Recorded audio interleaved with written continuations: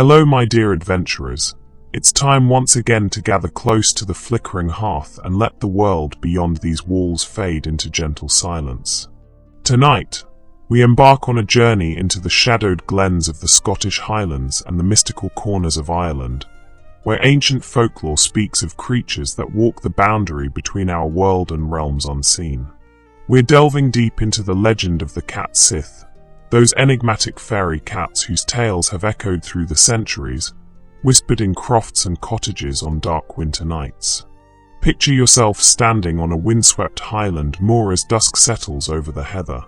The last rays of sunlight paint the mountains in shades of purple and gold, and the air grows crisp with the promise of night.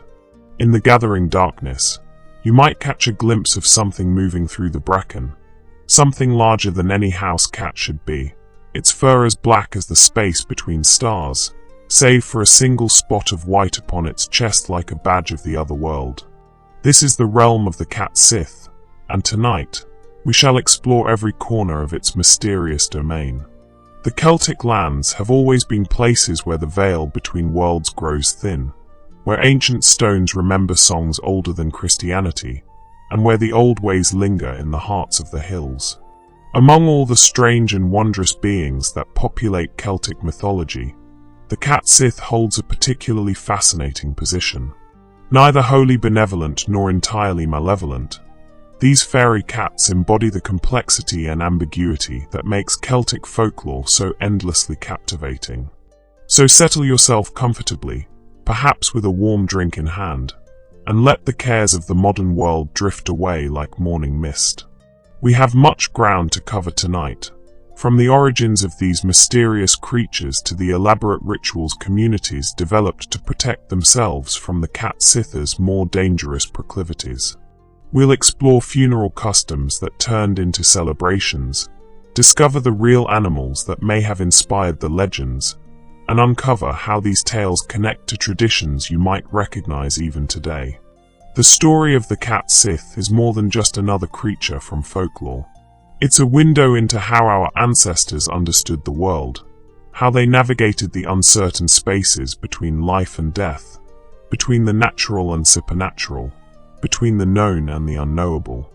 Every tradition surrounding these fairy cats served a purpose, whether practical or spiritual, and each element of their legend tells us something about the communities that preserved these stories through countless generations. The nature of the Cat Sìth, between fairy and flesh.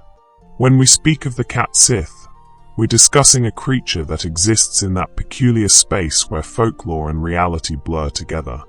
The name itself carries weight in the Gaelic tongues of Scotland and Ireland. In Scottish Gaelic, it's pronounced something like Cat Sìth, while in Irish Gaelic, the pronunciation is similar. The word Kate or cat means exactly what you'd expect, a cat, but Sìth or side is where the magic begins. This word refers to the fairy folk, the ancient beings who dwell in hollow hills and hidden places, the Aos or people of the mounds. So the Cat Sìth is quite literally a fairy cat, but not in the diminutive, sparkle-winged sense we might imagine from Victorian illustrations. This is a fairy of the old kind, powerful and unpredictable, commanding both respect and caution. The Cat Sìth of legend stood at a scale that would make any modern cat owner do a double take. Reports consistently describe these creatures as being roughly the size of a large dog, far exceeding the proportions of even the most generously fed house cat. Imagine encountering such a beast in the gloaming, when shadows deepen and ordinary things take on extraordinary aspects. The physical description of the Cat Sìth remains remarkably consistent across different accounts, suggesting either a core truth to the legend or at least a very stable tradition. The creature is described as being entirely black, its fur absorbing light like the depths of a Highland loch at midnight. But there's one distinctive marking that sets it apart from any mundane black cat, a spot of pure white upon its chest, sometimes described as being on the breast, other times said to appear on the belly. This white badge serves as a marker, a sign that you're not dealing with an ordinary feline, but something far more significant. The Cat Sìth's posture and bearing further distinguished it from common cats. When aware of human observation, the creature would walk on all four legs much like any cat, though perhaps with an unusual grace or fluidity of movement. Its back would be arched dramatically, for bristling along its spine in that classic threat display cats used to make themselves appear larger and more formidable. But here's where the tale takes a truly unsettling turn. When the Cat Sìth believed itself unobserved by human eyes, it was said to rise up and walk upon its hind legs like a person, moving through the Highland nights with an almost human gait. This ability to walk upright places the Cat Sìth firmly in the realm of the supernatural. Throughout folklore, the capacity to shift between animal and human-like movement marks a creature as something other, something that doesn't quite belong to the natural order. It suggests intelligence and awareness beyond what we attribute to animals, a consciousness that understands it's being watched and chooses how to present itself accordingly. There's something deeply unsettling about the idea of a cat-shaped being that stands and walks like a person when it thinks no one's looking, as though it's merely wearing the shape of a cat rather than truly being one. The Cat Sìth's eyes were said to glow with an otherworldly light, particularly in darkness. Some accounts describe them as having the typical reflective quality of cat eyes, but intensified, burning with an eerie luminescence that marked them as creatures of magic. This description could have been inspired by the natural eyeshine of real cats seen in low-light conditions, which in a larger animal like a wildcat or Kellas might appear more dramatic and unsettling. When you locked gazes with what people believed to be a Cat Sìth, the experience would have felt like looking not just at an animal, but into something far older and stranger, into eyes that seemed to hold knowledge of the other world. The creature's size alone would have been enough to terrify those who encountered it. Based on the accounts describing a cat the size of a large dog, such a creature would likely weigh somewhere between 30 and 50 pounds or more, possessing strength and presence far beyond that of a house cat. In an era before electricity, when nights were truly dark and the wilderness pressed close around human habitation, encountering such a beast would have been a moment of genuine terror. The imagination fills in what the eyes cannot quite see in darkness, and a large black shape moving with feline grace could easily become something far more monstrous in the mind's eye. But was the Cat Sìth truly a fairy, a member of the Aos Sai who chose or was bound to take feline form? Or was there another explanation, one that brought the legend even closer to human concerns? Here we encounter one of the most intriguing aspects of Cat Sìth lore, the persistent tradition that these creatures were not fairies at all but witches in disguise.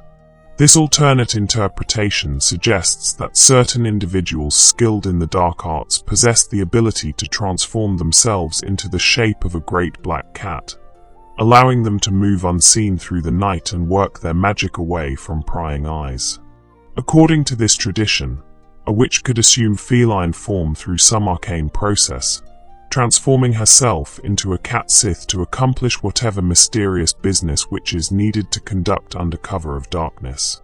But this power came with a crucial limitation. She could only perform this transformation 9 times. 9 was a number of great significance in Celtic numerology, appearing repeatedly in myths and magical practices. It represented completion, the end of a cycle, a point of no return. The witch who transformed into a cat for the 9th time would find herself trapped in that form forever, unable to return to her human shape. She would remain a Cat Sìth for the rest of her days, neither fully animal nor fully human, condemned to walk on the margins of both worlds.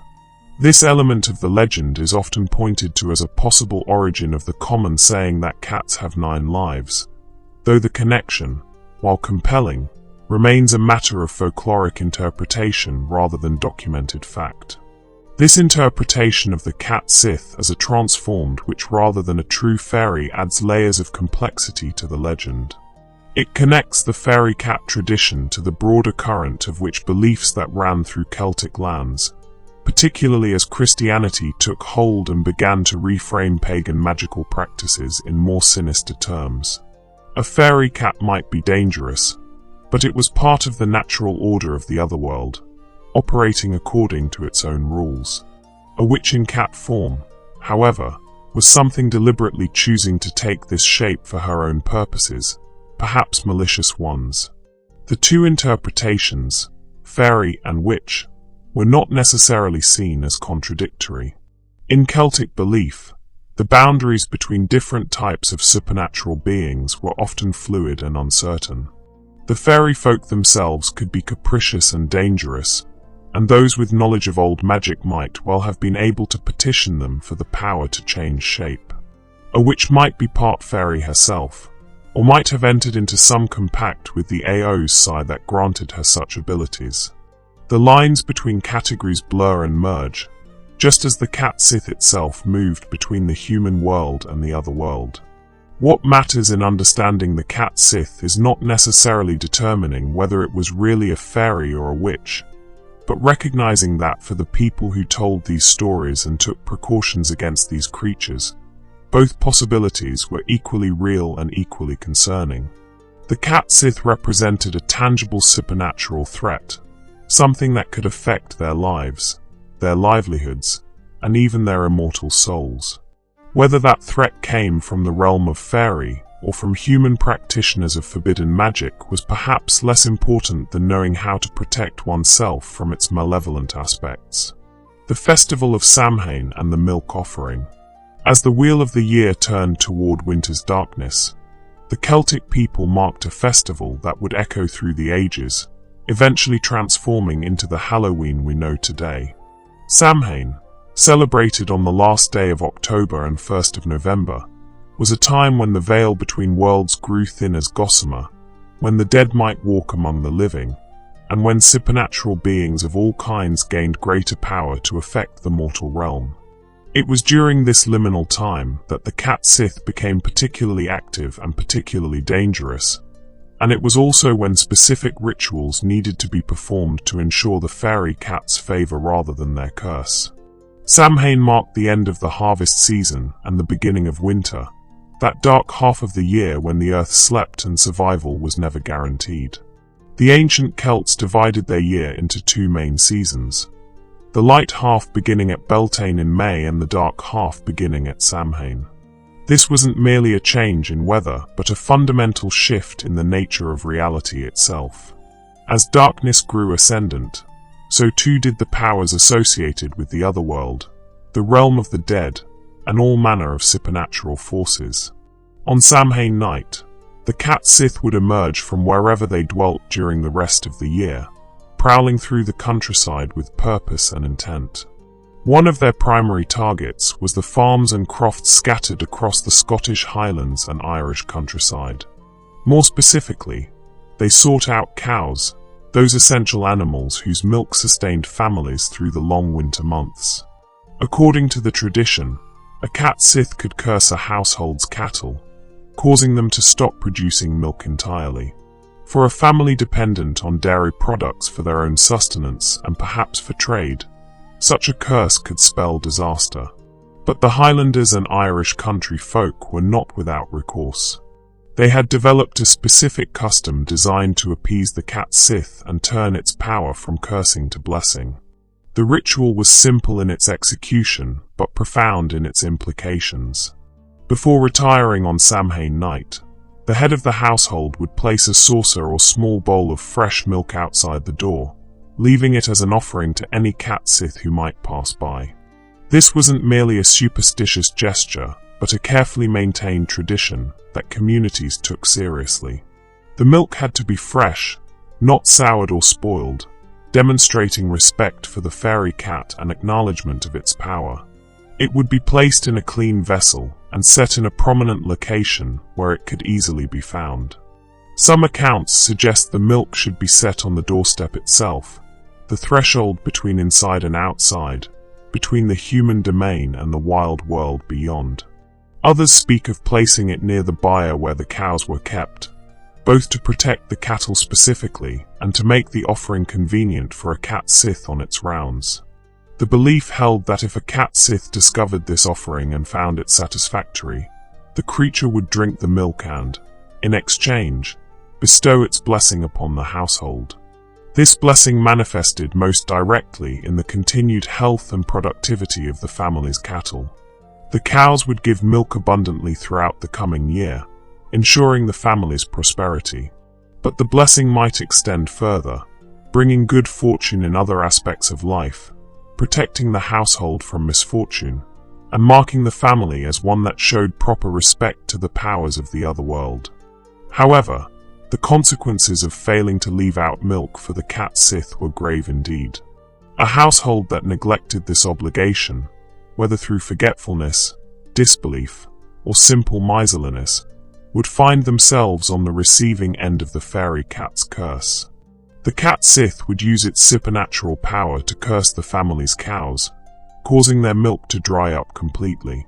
Some versions of the tradition specify that the Cat Sìth could cause the cows to produce blood instead of milk, a horrifying transformation that would render the animals useless for dairy purposes and likely signal their impending death.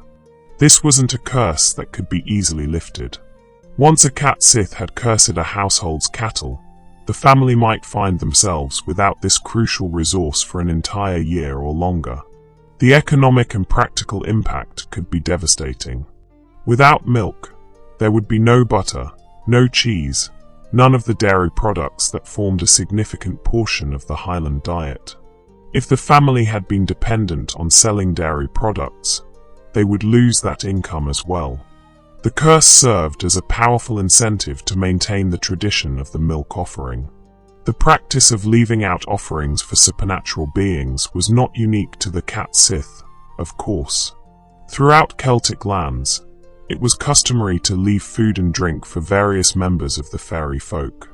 Houses might leave out bread, butter, or ale for the brownies or other household spirits who, when properly propitiated, would help with chores and bring good fortune.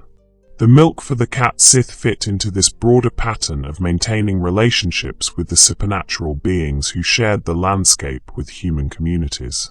But the Cat Sìth tradition had specific elements that set it apart. The timing, restricted to Samhain when the veil between worlds was thinnest, gave it particular power and urgency. The direct connection to cattle, animals of immense importance in Highland and Irish economy and culture, made the stakes personally relevant to virtually every household. And the binary nature of the interaction, blessing or curse with no middle ground, made the choice to leave out milk or not a high-stakes decision that no prudent person would take lightly. Consider what it would have been like to participate in this tradition as Samhain approached. You'd have spent the weeks leading up to the festival bringing in the last of the harvest, slaughtering animals that couldn't be kept through winter, and preparing your household for the dark months ahead. Samhain Eve would arrive with all its attendant activities. Bonfires might be lit, feasts prepared, games played. But as night deepened and the time came to secure your home for the night, you wouldn't forget that crucial task of setting out the saucer of milk. Perhaps you'd use a special vessel kept for this purpose, one that your grandmother had used and her mother before her. You'd pour the milk carefully, making sure you gave a generous amount, not begrudging the fairy cats what was their due. Setting it outside the door, you might whisper a prayer or invocation, asking for the Cat Sìth's favor, for the health of your cattle, for prosperity in the coming year. Then you'd go inside, perhaps glancing back once at the pale liquid gleaming in the moonlight, before closing and securing the door. Through the night, you might wonder if a Cat Sìth would come. Would you hear it, the soft padding of large paws on the ground outside? Would it lap at the milk, its rough tongue scraping against the bowl? Or would it pass by your door without stopping, either satisfied with your offering or headed to teach a lesson to less respectful neighbors? Come morning, you'd emerge to check the saucer. Finding it empty would bring relief and satisfaction. The Cat Sìth had accepted your offering, and your household would enjoy its blessing for another year. But what if you found the milk untouched? That would be cause for worry. Had no Cat Sìth passed by, or had they found your offering insufficient? Had you unknowingly offended them in some way? You might make additional offerings, trying to rectify whatever slight had been given. Or you'd simply have to accept the possibility of a difficult year ahead and resolve to be more careful with your observances next Samhain. The milk offering tradition reveals something profound about the Celtic relationship with the supernatural. It wasn't based on worship in the religious sense, but on negotiation and reciprocity. The Cat Sìth had power over aspects of human life, specifically the productivity of cattle. Humans had the ability to provide something the Cat Sìth valued, fresh milk offered freely and respectfully. By engaging in this exchange, both parties benefited. The humans protected their livelihoods, and the Cat Sìth received recognition of its power and a tangible offering of respect. This tradition also reflects the agricultural realities of Highland and Irish life. Cattle were not merely animals but the foundation of the economy and culture. A family's wealth might be measured in cattle. A young woman's dowry would include cows. The right to graze cattle on common land could determine whether a family prospered or struggled. The milk these animals produced sustained families through winters when other food might be scarce. Any threat to cattle, whether from disease, raiders, or supernatural curses, was a threat to survival itself. The Samhain milk offering served multiple functions beyond its ostensible purpose of appeasing the Cat Sìth. It reinforced community bonds, as neighbors would all participate in the same tradition, creating shared experiences and mutual understanding. It marked the passage of the year, serving as a ritual reminder that the seasons had turned once again and winter was upon the land. It connected people to their ancestors, who had performed the same ritual in the same way for generations, stretching back into the mists of time.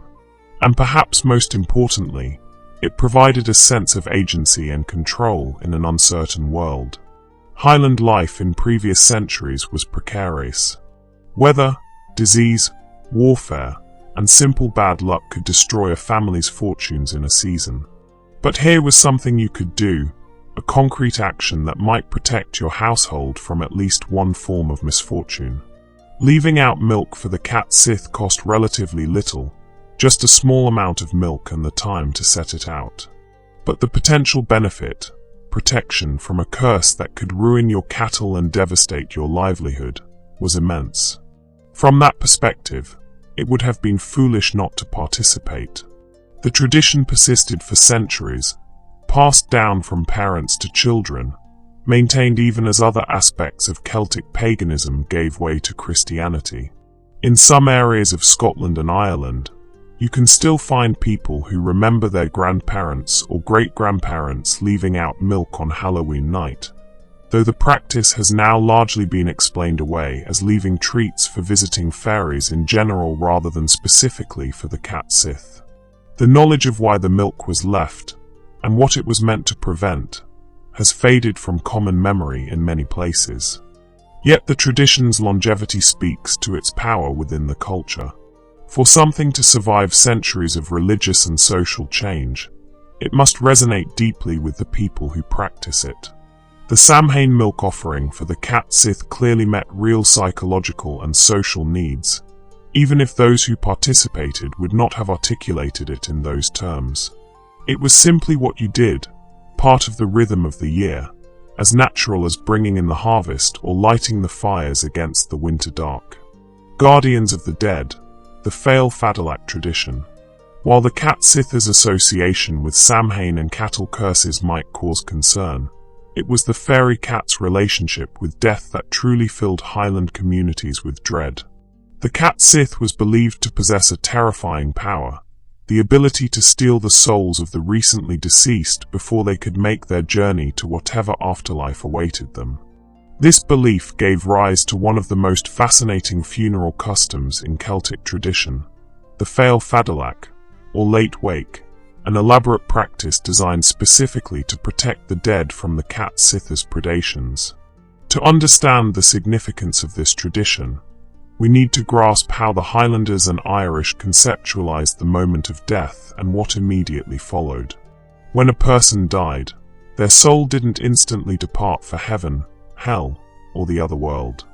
Instead, There was a period during which the soul lingered near the body, a liminal time between life and death when the spirit was particularly vulnerable. This wasn't unique to Celtic belief. Many cultures worldwide have traditions recognizing a transition period after death, but the Celts had specific ideas about what threatened the soul during this vulnerable time. The Cat Sìth, being a creature of the otherworld with one paw in the realm of the living and the other in the lands beyond, could perceive these lingering souls. More than that, it could capture them. The mechanism varied in different accounts. Some said the Cat Sìth simply had to jump over the corpse, passing above the body in a ritual leap that somehow ensnared the soul. Others suggested that the fairy cat could snatch the soul directly from where it hovered, seizing it in its jaws or claws like catching a mouse. Regardless of the specific method, the result was the same. The soul would be carried off to the fairy realms, where it would be trapped forever, unable to reach its proper destination and unable to rest. For communities with strong beliefs about the afterlife and the importance of proper death rituals, this was a fate too terrible to contemplate. A soul stolen by the Cat Sìth wouldn't go to heaven or be reborn or join the ancestors in whatever blessed state awaited the righteous dead. Instead, it would become a prisoner in the otherworld, perhaps forced to serve the fairy folk, certainly cut off from the normal order of death and what comes after. The grief of losing a loved one was terrible enough. The thought that their soul might suffer such a fate added another layer of horror to death.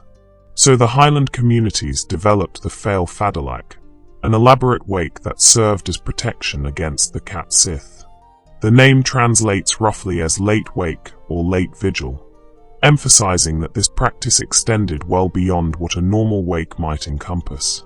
From the moment of death until the body could be properly buried, the community would maintain a constant watch over the deceased, and this watch was unlike any somber mourning you might imagine.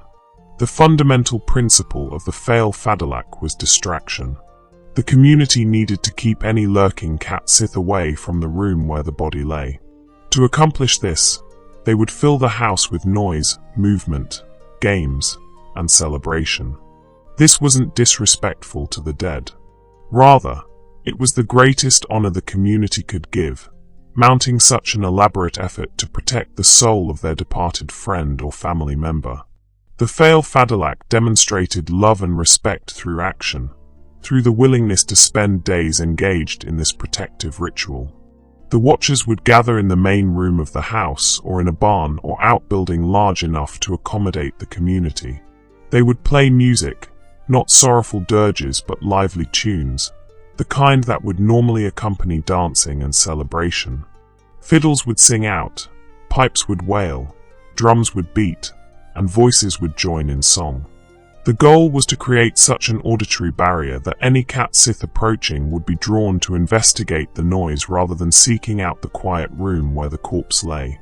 Games played a central role in the Feill Fadalach, particularly games of leaping and wrestling. Men would engage in contests of jumping over each other, seeing how high they could leap, vaulting over barrels or improvised obstacles. Wrestling matches would break out, not angry or violent but competitive and entertaining. These physical activities served multiple purposes. They created movement and commotion, they helped keep the watchers awake during the night hours, and they appealed to what was known about the Cat Sìth's nature. Remember that the fairy cats themselves were said to walk upright when unobserved, suggesting an interest in human-like behavior. Games that displayed human physical prowess might intrigue a Cat Sìth enough to watch rather than pursue its darker purpose. Riddles were another crucial element of the watch. The watchers would challenge each other with riddles, puzzles, and word games, taking turns posing questions and trying to solve those posed by others. This tradition tapped into the Celtic love of wordplay and the belief that the fairy folk were particularly drawn to such entertainments.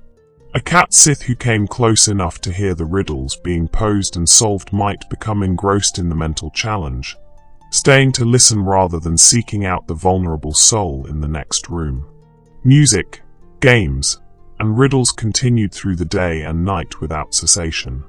The watch never stopped, never fell silent, never let up the barrage of sound and activity designed to keep the Cat Sìth distracted.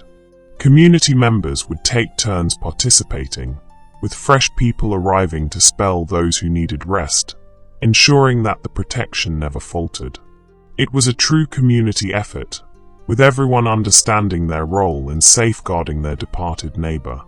But there were other precautions as well, some based on what was known about the Cat Sìth's preferences and behaviors. One of the most important was the complete absence of fire near where the body lay. Just like ordinary cats, the Cat Sìth was believed to be attracted to warmth. A warm hearth, a blazing fire, the glow of flame, all these things would draw a Cat Sìth like a moth to a candle. So the room containing the corpse would be kept deliberately cold. No fire would be lit there, no candles burned, no heat allowed that might attract the fairy cat to that specific location. This meant that in the depths of a Highland winter, the deceased would lie in a frigid, dark room, watched over by mourners who couldn't light so much as a lamp without risking an encounter with the very creature they sought to avoid. It would have been deeply uncomfortable, sitting or standing in that cold darkness, keeping vigil over someone you loved while just beyond the door your community made merry to save that person's soul. But the discomfort was part of the sacrifice, another demonstration of the community's commitment to protecting the dead. Another protective measure involved catnip, that herb so attractive to domestic cats. The watchers would spread catnip through every room of the house except the one containing the corpse. The idea was that a Cat Sìth entering the dwelling would encounter catnip in the first room and become distracted by it, rolling in it and rubbing against it as cats do, becoming so absorbed in the pleasure the herb provided that it would never make it to the room where the body lay. Some accounts suggest that fresh catnip would be spread regularly throughout the watch, ensuring that the scent remained strong enough to be immediately apparent to any feline nose. The Feill Fadalach would continue until the body could be taken for burial. In some cases, this might be only a day or two. In others, particularly if weather or other circumstances delayed the burial, the watch might last longer. Throughout this time, the community maintained their vigil, their games, their music, and their riddling. They stayed awake or took turns sleeping, but always ensured that enough people were active and making noise to keep up the protective distraction. When the time finally came for the burial, the body would be taken from the house and conveyed to the graveyard with all appropriate ceremony. Only once the deceased had been safely interred, properly buried in consecrated or traditional ground with whatever rites the community deemed appropriate, could everyone relax. The soul was now safely beyond the Cat Sìth's reach, having successfully navigated that dangerous liminal period between death and burial. The community could then mourn properly, reflect on their loss, and remember their departed friend or family member without the additional burden of protecting them from supernatural predation. The Feill Fadalach reveals a great deal about Highland and Irish communities in the centuries when this practice was common. It shows us the importance of community solidarity, with everyone participating in the protection of each member. It demonstrates beliefs about death and the soul that differed significantly from mainstream Christian doctrine, though the practices often coexisted with Christian faith.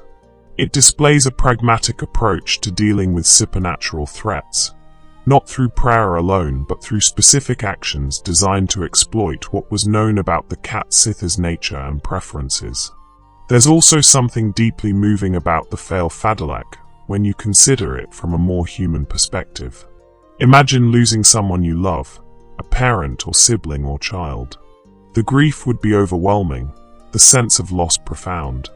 But instead of sitting in quiet mourning, instead of withdrawing into sorrow, you and your community would gather together. You'd make music and play games and tell stories and pose riddles. You'd fill the house with life and laughter and human connection, all in service of protecting the person you'd lost. In a way, the Feill Fadalach forced the living to celebrate life even in the immediate aftermath of death. It created space for community to come together and support each other, It provided distraction from grief while simultaneously honoring the deceased. The combination of belief in the Cat Sìth as threat and the specific practices developed to counter that threat resulted in a funeral custom that, whatever its supernatural origins, served very real psychological and social functions for the people who participated in it. The tradition of the Feill Fadalach gradually died out as Highland culture changed, as people moved away from the old beliefs, and as funeral practices became more standardized and aligned with church customs. But echoes of it remain. The Irish wake, that tradition of holding a gathering with the deceased still present before the burial, where mourners tell stories and sometimes make merry, may owe something to the Feill Fadalach. The customs around sitting with the dead, keeping vigil, and ensuring the body is never left alone until burial all reflect elements of the older protective practices. In some remote areas of Scotland and Ireland, knowledge of the Feill Fadalach persisted into the 20th century, preserved by elderly people who remembered their grandparents speaking of it. Folklorists and anthropologists who ventured into the Highlands and the Irish countryside in the early 1900s found communities where the practice, or at least the memory of it, remained alive. Through their work, we can glimpse what the Feill Fadalach would have been like, that unique fusion of celebration and protection, of revelry and ritual, all designed to outwit a supernatural cat and ensure the safe passage of the dead. The Cat Sìth's role as a soul stealer and the community response in the form of the Feill Fadalach represent one of the most developed and elaborate examples of how Celtic communities negotiated with and protected themselves from the supernatural threats they believed surrounded them. It wasn't enough to simply believe in the Cat Sìth. You had to understand its nature, its preferences, its methods. Then you had to develop practical strategies to counter its power.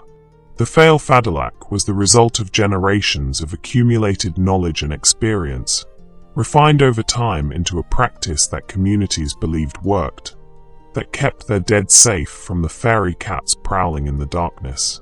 The King of the Cats, a tale of hidden royalty. Among all the stories told about fairy cats and the Cat Sìth, one particular tale has achieved widespread recognition across the British Isles, a story that reveals an entire hidden hierarchy among the feline folk. This is the legend known variously as the King of the Cats, Tom Tildrum and Tim Toldrum, or in Irish versions, Tell Balgiri that Balgiri is dead. The story exists in numerous variations, adapted to different regions and communities, but its core elements remain remarkably consistent. It's a tale that suggests the cats living among us might be far more than they appear, and that a secret world exists parallel to our own, complete with its own royalty and succession. The story typically begins on an evening much like any other. In the Scottish and English versions, a man finds himself traveling home after dark, perhaps walking back from a neighboring village or returning from working late in the fields. In some tellings, he's a gravedigger or sexton who's been working late at the church cemetery, preparing a grave for a burial the next day. The specifics of his occupation matter less than the fact that he's alone, moving through the darkness, when something extraordinary occurs. As the man walks along his path, he becomes aware of an unusual sound, meowing, but not just one or two cats, a chorus of feline voices crying out in unison. Curious and perhaps a bit unnerved, he stops to look around, trying to determine the source of this strange sound. That's when he sees them, a procession of cats, and not just any cats. The accounts specify 9 cats in most versions, that significant number appearing once again. These cats are all large and black, each bearing that distinctive white spot upon its chest that marks them as something more than ordinary house cats, something touched by the other world. But it's what these cats are doing that truly captures the man's attention and stops him in his tracks. They are walking upright on their hind legs, moving with an almost human gait, and they are carrying something between them. It's a tiny coffin, a cat-sized coffin covered with black cloth, and resting atop this miniature bier is a small golden crown. Every few steps, the cats cry out in unison, that same mournful meow the man heard initially, a funeral dirge in feline form. The procession moves past the stunned witness, the cats focused on their solemn task, and then something even more impossible happens. One of the cats, seemingly the leader or perhaps an officiant of this strange funeral, turns to look directly at the man. Their eyes meet, and the cat speaks, not with a meow but with words in the man's own language. The message it delivers is simple but mysterious. "Tell Tom Tildrum that Tim Toldrum is dead," the cat says, or in some versions, "Tell Tom Tildrum that Tim Toldrum died today," or even, "Tell Tommy Tildrum that Timmy Toldrum is dead." Having delivered this message, the cat turns away, and the entire procession continues on its path, the meowing funeral march fading into the distance until the man is left alone in the night, wondering if he's lost his mind or witnessed something genuinely supernatural. Shaken by his experience, he hurries home, bursting through his door to find his wife sitting by the fire. And often in these stories, there's a cat, the household cat, lounging comfortably, perhaps on the wife's lap or on the hearth itself. The man tries to explain what he's seen, stammering out his story about the procession of black cats with white spots on their chests, walking upright and carrying a tiny coffin with a golden crown. His wife listens with growing concern, wondering if her husband has been drinking or has fallen ill. But then the man remembers the message he was supposed to deliver. "Do you know anyone named Tom Tildrum?" he asks his wife. "I'm supposed to tell Tom Tildrum that Tim Toldrum is dead." At the sound of these names, the household cat's entire demeanor changes. In various versions, the transformation is described differently, but the essence is the same. The cat begins to swell, growing larger. Its eyes widen, becoming luminous. It stands up on its hind legs, and suddenly it speaks, crying out in a voice of triumph and revelation. "What? Old Tim is dead. Then I am the king of the cats." And with that proclamation, the cat makes its escape. In most tellings, it rushes to the fireplace and shoots straight up the chimney, disappearing in a burst of soot and smoke, never to be seen again. The family is left standing there in shock, realizing that the animal they'd thought was just their ordinary house cat, whom they'd named Tom and fed scraps and allowed to sleep by their fire, was actually something else entirely. He was Tom Tildrum, one of the fairy cats, and he'd been living among them all this time, waiting for the previous king of the cats to die so he could assume his rightful place in the hierarchy of his kind. This story resonated so deeply with people that it spread throughout Britain and Ireland, accumulating regional variations and local touches. The Irish versions often feature different names, Tell Balgiri that Balgiri is dead being one prominent example, and the setting might be a wake or a fair rather than a late-night journey. But the core remains unchanged, a message about the death of a cat king, delivered by mysterious feline messengers to someone who then unknowingly passes it on to the air, revealing that an ordinary house cat was actually royalty in disguise. What makes this tale so enduring? Part of its appeal lies in the revelation, the dramatic moment when Tom's true nature is exposed. There's something both thrilling and unsettling about the idea that the creatures sharing our homes might have secret identities and secret lives, that they might be part of a world we can't fully perceive or understand. The story plays on that essential mystery of cats, the sense that they always seem to be keeping secrets, that there's something unknowable behind their eyes. The tale also suggests a hidden structure and society among cats that parallels human society. There are kings and presumably kingdoms, successions and heirs, royal funerals with proper ceremony. This anthropomorphization of cats into a fairy society with its own rules and hierarchies satisfies something in the human imagination. It takes creatures that live alongside us but remain fundamentally alien in their motivations and behaviors and gives them a framework we can understand, even if we can't fully access it. The story serves as a reminder that the boundary between the ordinary and the extraordinary is thinner than we might suppose. A house cat is just a house cat until suddenly it isn't. The moment of transformation, when Tom declares himself king and escapes up the chimney, is a rupture in everyday reality, a glimpse into the wider, wilder world that exists alongside our own. For communities with strong beliefs in the otherworld and its inhabitants, this story wasn't just a fanciful tale but a reminder that fairy cats might be anywhere, might be anyone, even that seemingly normal cat curled up on your hearth. There's also an element of loss in the story. Tom has been part of this family's life, perhaps for years. He's been their companion, their pet, a comfortable presence in their home. And then in a moment, he's gone, vanished up the chimney to assume his royal duties in whatever realm the cat kings inhabit. The family will never see him again, will never know what became of him beyond that one dramatic declaration.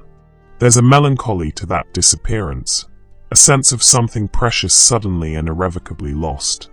The tale of the King of the Cats connects directly to the broader Cat Sìth mythology. Tom Tildrum, like all the cats in the funeral procession, bears that telltale white spot on his chest. He can walk upright and speak when necessary. He clearly possesses intelligence and awareness far beyond that of a normal cat. In every way that matters, he's a Cat Sìth, but one who's been living disguised among humans, passing as an ordinary cat until the moment his true identity could no longer remain hidden. This raises interesting questions about the other cats in people's homes. How many of them might also be Cat Sìth, might also be fairy cats living in disguise? If Tom could pass as a normal cat so completely that his family never suspected his true nature, couldn't others be doing the same? The story invites a kind of gentle paranoia, a playful suspicion toward every cat that crosses your path. That black cat with the white chest marking, could it be fairy royalty in hiding? That large cat with the knowing eyes, might it be waiting for its chance to reveal its true self and depart for the other world? The story has been collected by folklorists across Britain and Ireland.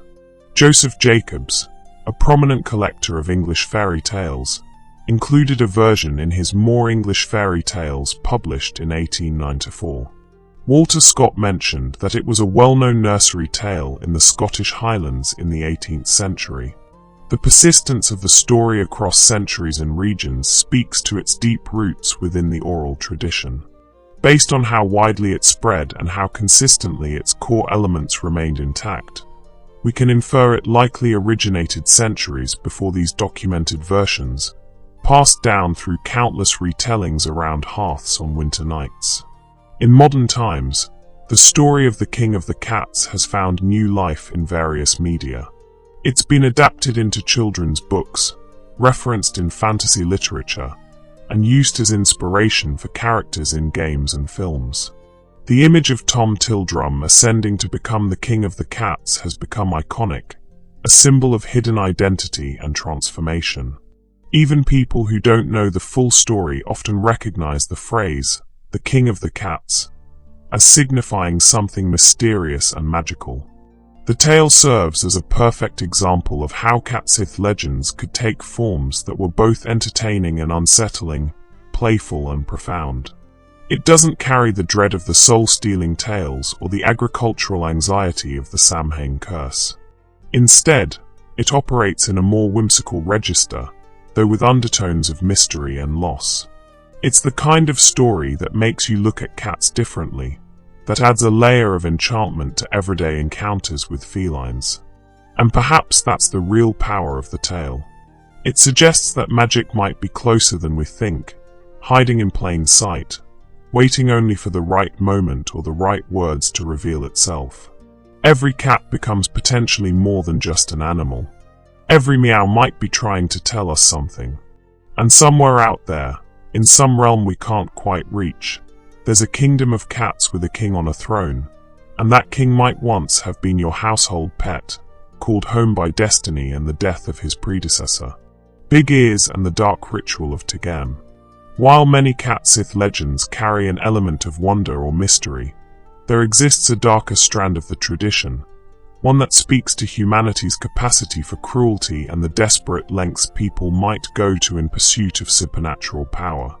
This is the legend of Big Ears, a demonic cat sith of enormous size and terrible aspect, and the ritual called Tegem that was used to summon this creature. This tale serves as both a cautionary story about the dangers of delving too deeply into dark magic and a reminder that not all fairy cats were mischievous tricksters or soul stealers to be outwitted. Some were far more sinister. The word Tegem in Gaelic referred to a method of divination, a way of obtaining hidden knowledge or supernatural assistance. Various forms of Tegem existed in Highland tradition, many of them involving wrapping oneself in animal hides or performing rituals in isolated places.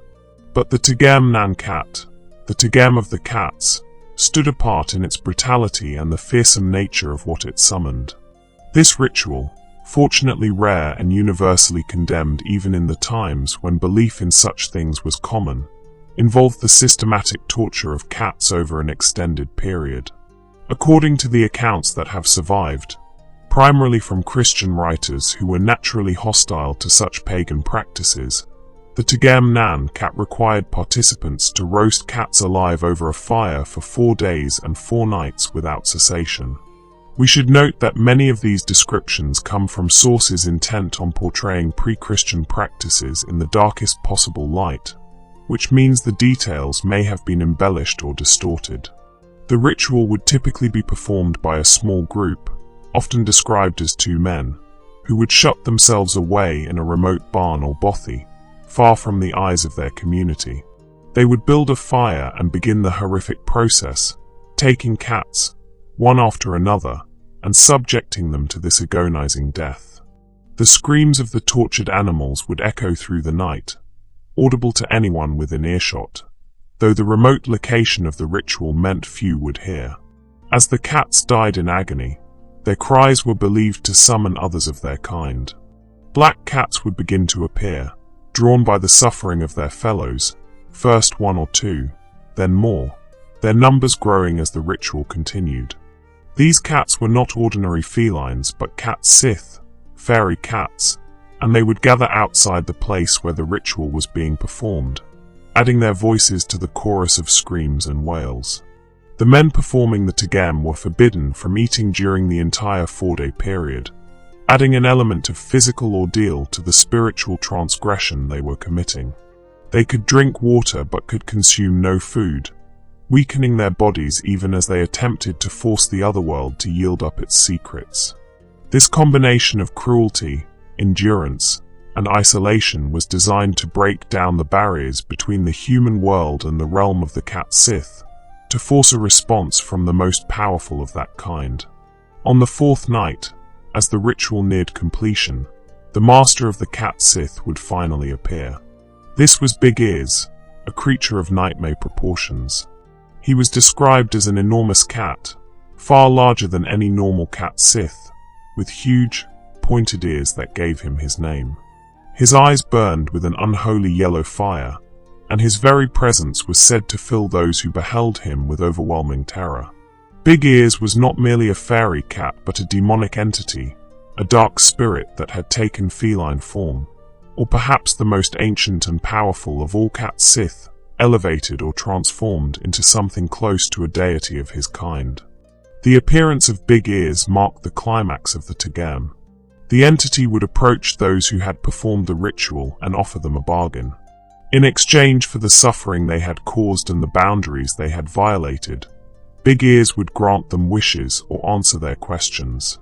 They might ask for knowledge of the future, for wealth, for power over their enemies, for any number of worldly or supernatural benefits. According to the tradition, Big Ears had the power to grant these requests, though the price for receiving his aid was the eternal stain of having committed such atrocities to summon him. Historical accounts suggest that the Tegem nan cat was performed as late as the early 19th century, with one account appearing in the London Literary Gazette in March of 1824 claiming this was the last known instance of the ritual. However, there are also tales of an earlier ceremony from the Isle of Mull, dating to the beginning of the 17th century. In this account, two men, Alan MacLean and Lachlan MacLean, reportedly shut themselves in a barn at a place called Pennygown and performed the ritual in its entirety. The story goes that for 4 days and nights, they roasted cats alive while fasting, enduring the gathering of the Cat Sìth outside, until Big Ears finally appeared and granted them their wishes. The aftermath of this ritual was said to have haunted both men for the rest of their lives, the memory of what they had done and what they had summoned never quite leaving them. The Tegem Nan cat serves a complex function within Cat Sìth folklore. On one level, it's a straightforward cautionary tale about the dangers of dark magic and cruelty to animals. The ritual violates every principle of decent behavior, treating living creatures with deliberate cruelty, all in pursuit of selfish ends. The fact that it supposedly worked, that it did summon Big Ears and grant the petitioners their desires, makes it even more cautionary because it suggests that such evil can be effective, can yield results, but at a cost that no moral person should be willing to pay. The existence of Big Ears as the demonic Cat Sìth also adds a new dimension to the fairy cat mythology. He represents the extreme end of the spectrum, the most powerful and most dangerous incarnation of the Cat Sìth concept. While ordinary fairy cats might steal souls or curse cattle, Big Ears existed on another level entirely, a dark lord of his kind who could grant supernatural power, but who demanded the most terrible prices. His very existence suggests a hierarchy among the Cat Sìth, with lesser fairy cats answering to or at least acknowledging the authority of this demonic master. The Church, as Christianity spread through the Highlands and attempted to supplant the older beliefs, naturally seized upon the Tegem Nan cat as evidence of the evil inherent in pagan practices. Christian writers describe the ritual in lurid detail, emphasizing its cruelty and the demonic nature of Big Ears, using it as a warning against those who would traffic with the old ways and the old powers. The ritual became synonymous with devil worship, with Big Ears sometimes being explicitly identified with Satan or described as one of Satan's most powerful servants. Yet even within this condemnation, we can see the genuine belief that underlaid the practice. People didn't perform the Tegem Nan cat because they enjoyed cruelty for its own sake, though we might judge them harshly for committing such acts. They did it because they believed it worked, because they were desperate for the power or knowledge that Big Ears could provide, and because the worldview they inhabited acknowledged the existence of entities like Big Ears and the possibility of compelling them to grant aid. The survival of the Tegem Nan cat in tradition, even after the practice itself had ceased, served to maintain a sense of the Cat Sìth as creatures to be feared and respected, not merely outwitted or appeased. If a Cat Sìth could become or serve Big Ears, if the fairy cats as a group could summon such a terrifying master, then they were beings of genuine power, deserving of all the elaborate precautions communities took to protect themselves from fairy cat mischief and malevolence. The contrast between the Tegem Nan cat and other Cat Sìth traditions is striking. The Samhain milk offering was gentle, even generous, a small gift freely given in exchange for protection. The Feill Fadalach was communal and celebratory, turning funeral protection into an occasion for the community to come together. But the Tegem was solitary, brutal, and transgressive, a violation of natural order that forced a response from the darkest powers of the other world. These different approaches to dealing with the Cat Sìth reflect the range of human responses to the supernatural, from respectful negotiation to desperate coercion. In modern times, the story of Big Ears and the Tegem serves primarily as a horror tale, a piece of dark folklore that shocks and disturbs. Animal cruelty is now universally condemned in Western society, making the ritual's content even more repellent to contemporary sensibilities. But the story retains its power to unsettle, to remind us that our ancestors believed in things we find it hard to credit, and were willing to commit acts we find it hard to contemplate in pursuit of those beliefs. The Tegem also connects to broader themes in fairy lore about the dangers of interacting with the other world. Throughout Celtic tradition, there are warnings about accepting fairy food, about following fairy music, about trading with fairy merchants. The underlying message is consistent. The fairy folk are dangerous, and dealings with them rarely end well for mortals. The Tegem Nan cat represents the ultimate violation of this principle, attempting to compel supernatural aid through force and cruelty rather than waiting to be invited into such relationships. The appearance of big ears, terrible and powerful, is both the reward and the punishment for such hubris. The real cats behind the legend. Having explored the rich folklore surrounding the Cat Sìth, we must now turn our attention to a fascinating question. Could these legends have been inspired by real animals? The answer, increasingly supported by modern zoology and historical records, is yes. The Cat Sìth tales, with their descriptions of unusually large black cats prowling the Scottish Highlands, may well have originated from encounters with actual felines, specifically the Scottish wildcat and its hybrid offspring known as Kellas cats. Understanding these real animals adds another layer of depth to the mythology and demonstrates how folklore and natural history can intertwine. The Scottish wildcat, scientifically known as Felis sylvestris grampia, is a subspecies of the European wildcat that once ranged throughout Britain, but has been pushed back over the centuries to the remote Highlands of Scotland. These are not domestic cats gone feral, but a genuinely wild species, larger, more muscular, and far more aggressive than any house cat. Based on documented specimens, a large male Scottish wildcat can weigh up to 13 to 16 pounds, with males typically having a head-to-body length of around 22 to 25 inches, plus a bushy tail that adds another 11 to 14 inches. The wildcat's appearance is distinctive, with bold stripes in a tabby pattern, a thick coat adapted to Highland weather, and a particularly bushy tail marked with dark rings and a blunt, dark tip. Its face is broad, with powerful jaws and teeth adapted for taking down prey as large as rabbits. The Scottish wildcat is a formidable predator, a hunter that kills for sustenance in a harsh environment, and it possesses none of the domesticity that millennia of breeding have instilled in house cats. These wildcats are legendarily fierce and untamable. Unlike feral domestic cats, which can sometimes be socialized to human contact if caught young enough, Scottish wildcats remain wild no matter how they are raised. They are solitary except during mating season, territorial to an extreme degree, and will fight savagely if cornered. Highland gamekeepers and farmers who encountered wildcats learned to give them a wide berth, recognizing that tangling with one of these animals could result in serious injury. The wildcat's reputation in Highland culture reflected this reality.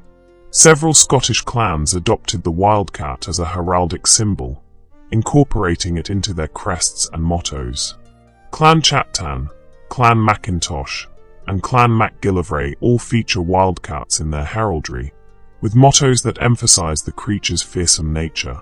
"Touch not the cat but a glove," warns the Mackintosh motto, with "bot" being an archaic form of "without," essentially saying, "Don't touch the cat without a glove," or more colloquially, "Don't mess with the wildcat unless you're protected."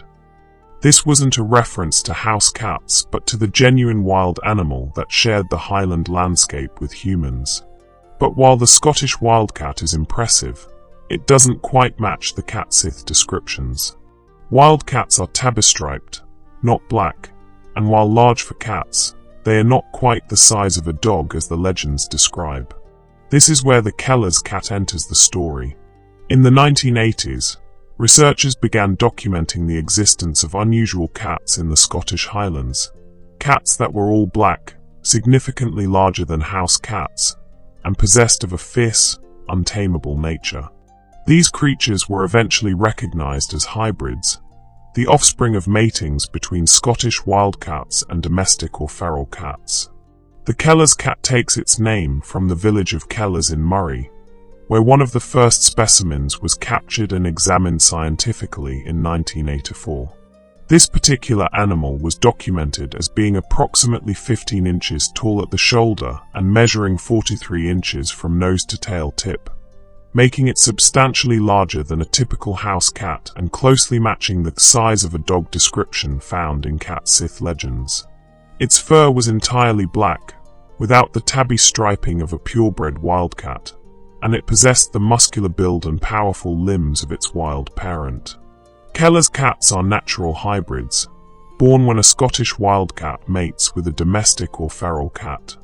This hybridization has become increasingly common as wildcat populations have declined and become fragmented, making it more likely that wildcats will encounter domestic cats during mating season.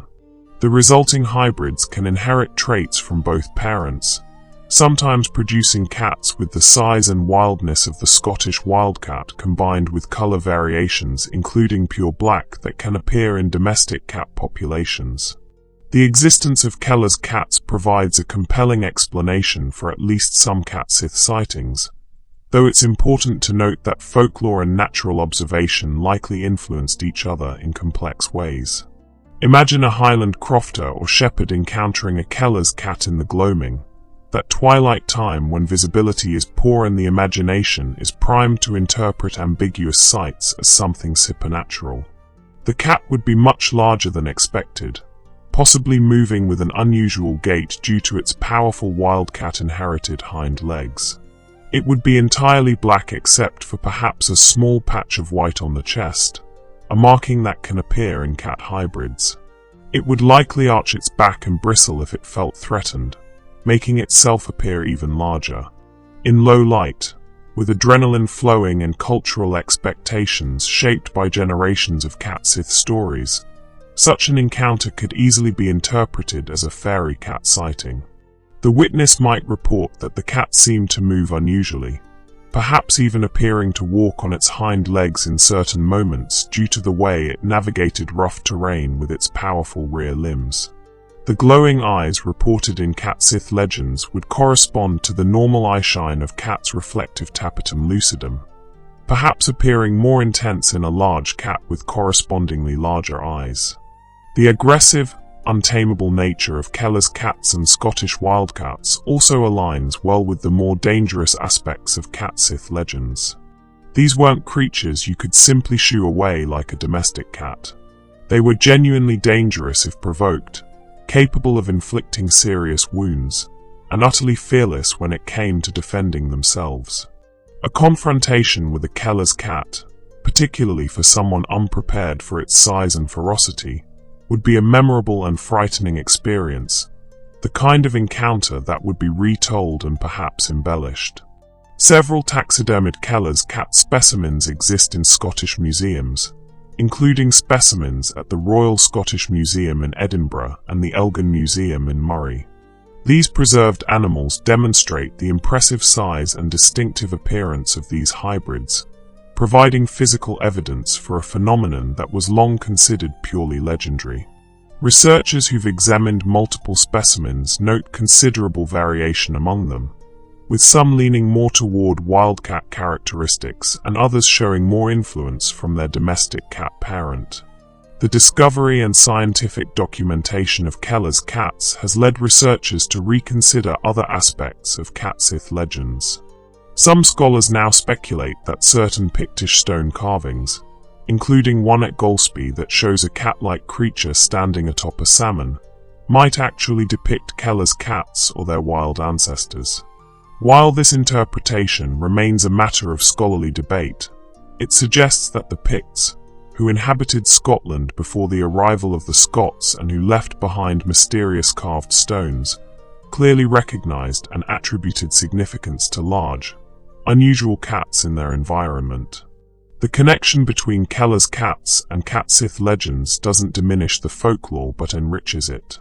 The legends preserve genuine observations of real animals, even as they layer those observations with supernatural interpretations that made sense within the Celtic worldview.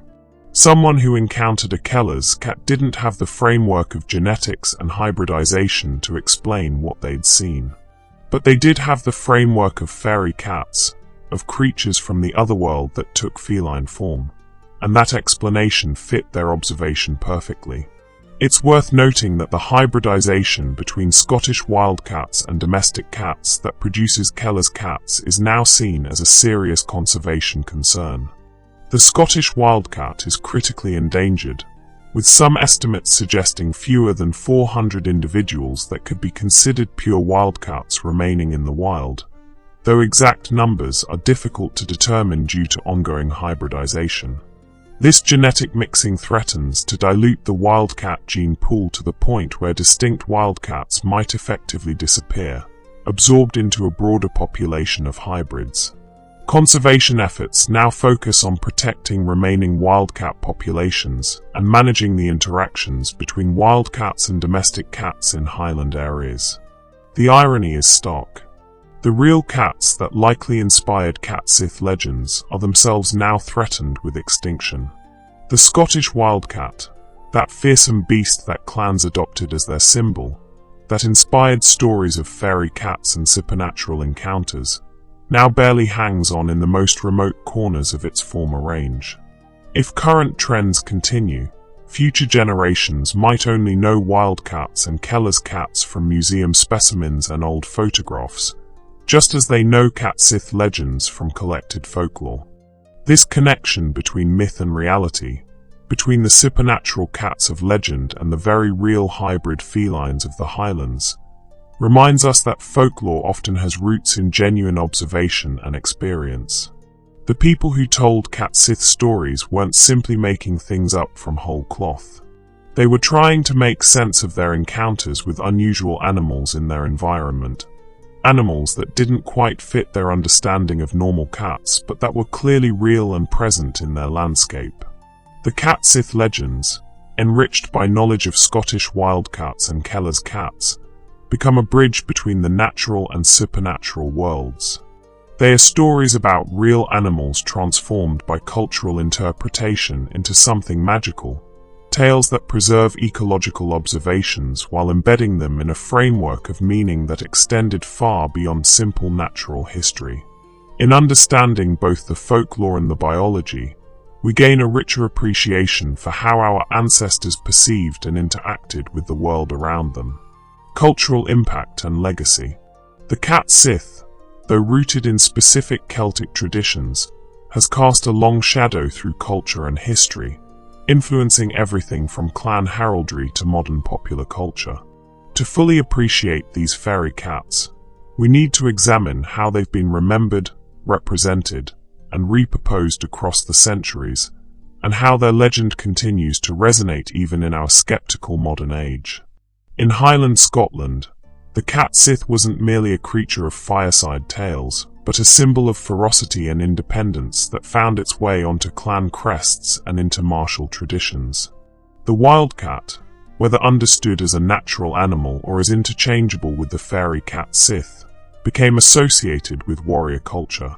Several prominent Highland clans incorporated wildcats into their heraldic devices, recognizing in this creature qualities they wished to embody themselves.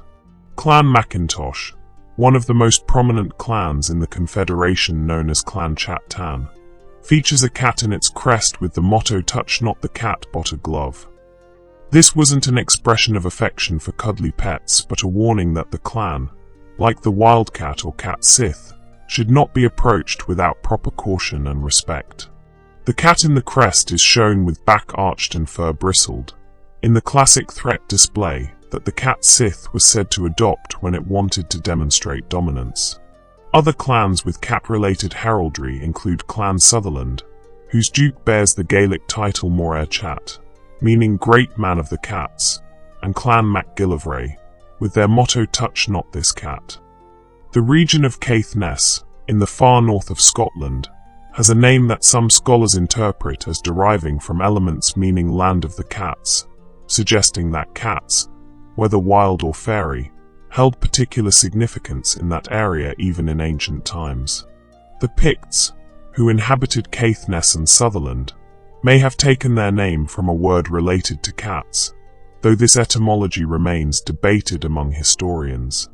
This heraldic tradition meant that the image and symbolism of the Cat Sìth became woven into Highland identity at the highest levels of society. Clan chiefs and their warriors carried the cat symbol into battle, emblazoned it on their standards, and used it to identify themselves and their allegiances. In this context, the Cat Sìth represented qualities crucial to Highland warfare: fierce independence, territorial defense, untamability, and devastating ferocity when threatened. These were the virtues of both the mythical fairy cat and the very real Scottish wildcat, merged in cultural memory into a single powerful symbol. The Cat Sìth also played a role in Scotland's turbulent history of witch trials and persecution. During the 16th and 17th centuries, when Scotland experienced waves of witch-hunting hysteria, cats in general and black cats in particular became associated with witchcraft and demonic forces. The old Cat Sìth legends, with their implications that witches could transform into cats, may have been reinterpreted through a Christian lens and used as evidence in trials, though direct connections between specific Cat Sìth beliefs and trial accusations are difficult to establish from surviving records. Women accused of witchcraft were often questioned about their familiars, the animal companions believed to be demons in disguise who assisted witches in their evil work. Cats, especially black cats, were frequently identified as familiars. A woman who owned such an animal, who fed it and kept it in her home, might find this cited as evidence of her guilt. The Cat Sìth tradition, which had positioned these creatures as beings from the fairy realm or as transformed witches, merged with and reinforced Christian ideas about witches' relationships with demons. This dark chapter in Scottish history demonstrates how folklore can be weaponized and reinterpreted to serve ideological purposes far removed from its origins. The Cat Sìth, originally a creature of Celtic mythology with complex but not inherently evil associations, became tangled up with accusations of devil worship and black magic. Yet the underlying belief in the Cat Sìth's existence and power persisted even through this transformation, suggesting how deeply embedded these traditions were in Highland and Lowland culture alike. In more recent centuries, the Cat Sìth has found new life in literature and popular culture. Folklorists of the 19th and early 20th centuries, including figures like W.B. Yeats, Lady Gregory, and Joseph Jacobs, collected and published Cat Sìth stories as part of broader efforts to preserve Celtic folklore. Their work ensured that these tales would survive even as the communities that had kept them alive orally began to change and modernize. The image of the black cat with the white chest spot, walking on its hind legs or stealing souls at funerals, has been adapted and referenced in countless works of fantasy literature and gaming. The character Cat Sìth appears in the popular Final Fantasy video game series, directly taking his name and some characteristics from the Celtic legend. While the game character has been adapted and modified to fit a Japanese gaming context, the core reference to Scottish and Irish fairy cat mythology remains clear. Modern authors writing in the Celtic fantasy tradition frequently include Cat Sìth or Cat Sìth-inspired creatures in their work. These fictional representations range from faithful adaptations of the folklore to more creative reinterpretations, but they all draw on that fundamental image of the large black cat with supernatural powers that exists on the boundary between the mundane and magical worlds. The Cat Sìth has become part of the standard vocabulary of fantasy, instantly recognizable to readers and gamers even if they don't know the full depth of the original legends. In Scotland and Ireland today, the Cat Sìth remains part of cultural heritage, celebrated in festivals and Halloween events. The creature has become somewhat domesticated in public imagination, shifted from a figure of genuine dread to a more whimsical Halloween icon, but older traditions still linger in some areas. There are those who remember grandparents or great-grandparents who would still leave milk out on Samhain night, who would tell stories of the Feill Fadalach, who would speak of the Cat Sìth not as ancient history but as part of living tradition. The connection between Cat Sìth legends and our modern Halloween practices is worth noting. Many of the associations we have with Halloween, black cats, witches, the connection between cats and the supernatural, draw directly from Celtic traditions preserved in stories about the Cat Sìth and similar creatures. When children dress up in cat costumes for trick-or-treating, when black cat decorations appear in October, when Halloween cards feature felines against moonlit backgrounds, they are unconsciously echoing traditions that stretch back to Samhain and the Highland custom of leaving milk for the fairy cats. This transformation of the Cat Sìth from a creature of genuine belief and genuine fear into a figure of seasonal decoration and entertainment represents a common trajectory in folklore. As the beliefs that sustained these stories fade, the stories themselves get repackaged and repurposed, becoming symbols and references rather than living traditions. We can appreciate Cat Sìth tales as entertaining folklore, as a window into the Celtic imagination, as inspiration for creative works, without believing that actual fairy cats are prowling the Scottish Highlands stealing souls. Yet something is lost in that transition, some quality of genuine mystery and genuine connection to the numinous that existed when people truly believed these stories. When your grandmother set out milk on Samhain night, when your community gathered for a Feill Fadalach to protect a neighbor's soul from the Cat Sìth, these weren't merely performances or customs maintained out of habit.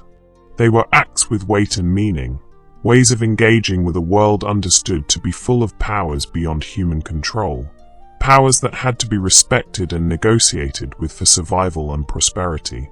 The enduring appeal of Cat Sìth legends, even in our modern secular age, suggests that something in these stories still resonates. Perhaps it's the mystery of cats themselves, those animals that live in our homes but remain fundamentally wild and unknowable.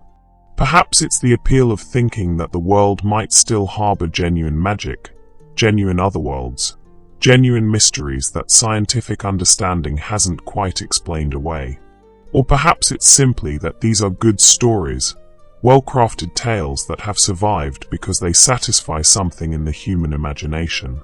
The Cat Sìth occupies a unique position in Celtic mythology, different from the more widely known creatures like Selkies or Banshees or Kelpies, but no less fascinating for that.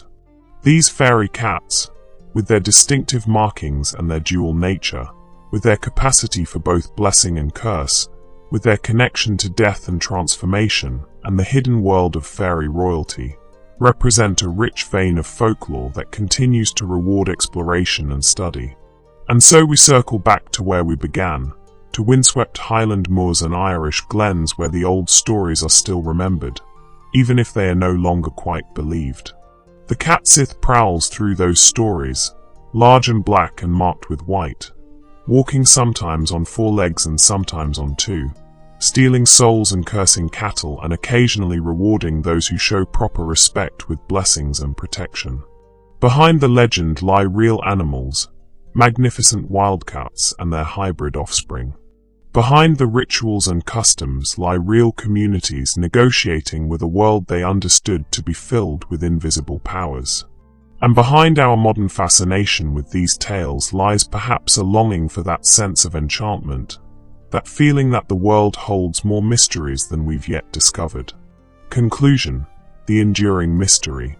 As our journey through the realm of the Cat Sìth draws to its close, we find ourselves enriched by these ancient tales, these glimpses into how our Celtic ancestors understood the world and their place within it. We've explored the nature of these fairy cats, from their physical descriptions to their various origins as fairy folk or transformed witches. We've examined the customs that grew up around them, the Samhain milk offerings and the elaborate Feill Fadalach wakes. We've heard the tale of Tom Tildrum becoming king of the cats, and shuddered at the dark ritual of the Tegem.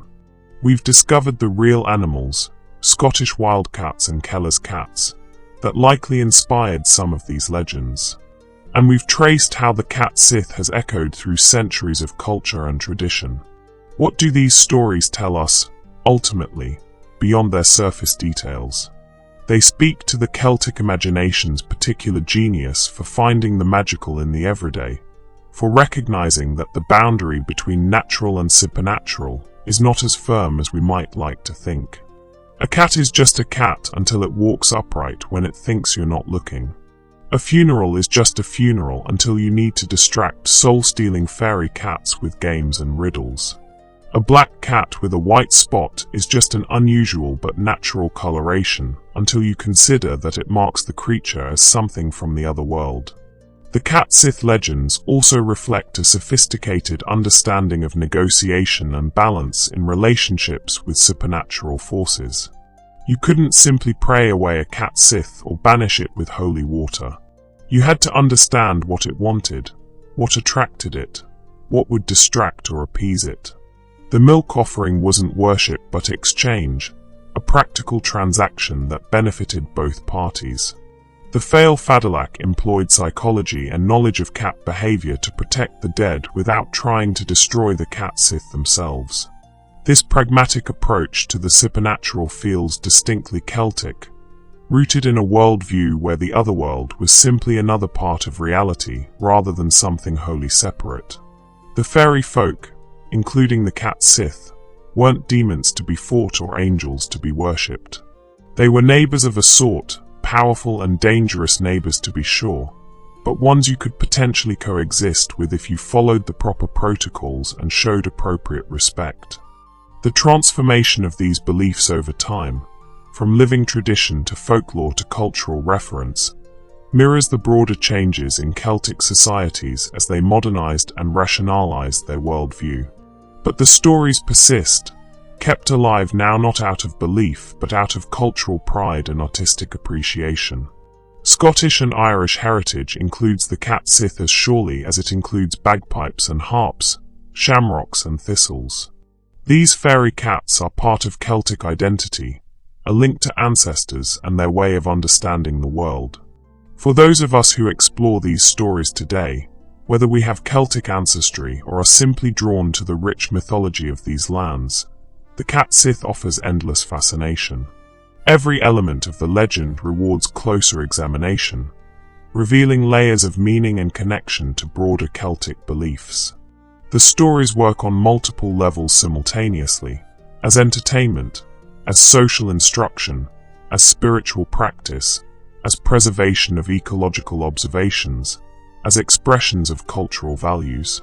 And perhaps, on some dark autumn night when the wind howls across the moors and the veil between worlds grows thin, perhaps there's still room for a whisper of genuine belief, a moment when you might wonder if that large shadow you glimpsed at the edge of your vision, that black shape with eyes that caught the light, might be something more than just an ordinary cat.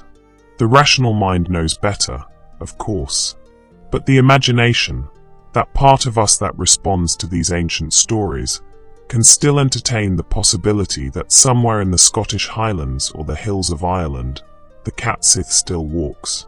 If you've enjoyed this journey into the realm of the Cat Sìth and the fairy cats of Celtic legend, I invite you to like this video and subscribe to the channel. We have many more explorations planned into the rich mythology of Ireland, Scotland, Wales, and the broader Celtic world. From Selkies to Banshees, from ancient heroes to magical islands, there's a lifetime of stories waiting to be told. And if you have your own Cat Sìth tale to share, if your family preserved any traditions or stories about these mysterious creatures, please share them in the comments below. These stories stay alive through telling and retelling, and every new voice adds to the tradition. Until we meet again, may your hearth stay warm, may your cattle give plenty of milk, and if you happen to see a large black cat with a white spot on its chest on a dark autumn night, perhaps consider leaving out a saucer of milk, just in case. After all, there's no harm in maintaining the old customs, and you never know when showing a bit of respect to the otherworld might bring unexpected blessings.